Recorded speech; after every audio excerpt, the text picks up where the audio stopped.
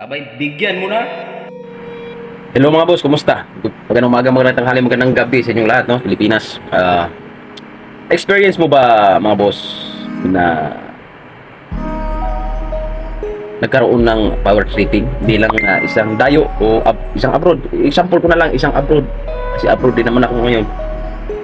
Yung tipong nag-angas-angasan yung mga kasama mo sa loob ng accommodation o sa loob ng room. Yung tipong untouchable ba?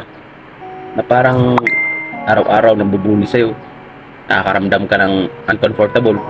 Na-experience mo bang ganun? Ang tawag dyan mga boss ay power tripping. Diba? Yung tipong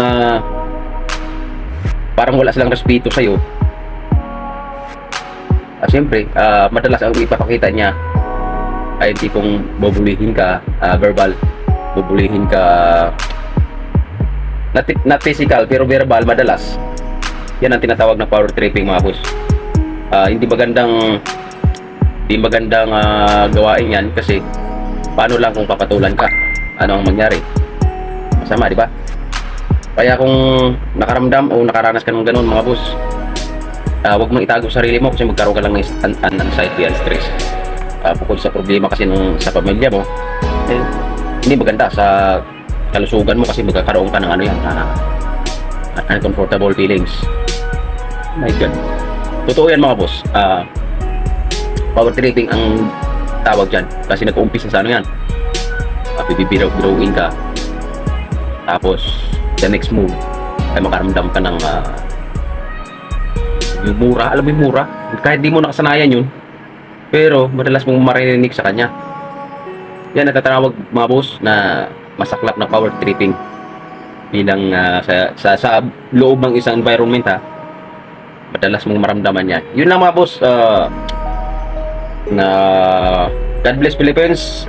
Magandang gabi, magandang tanghali, magandang umaga. Ito lang mga boss ang aking maitambag, no?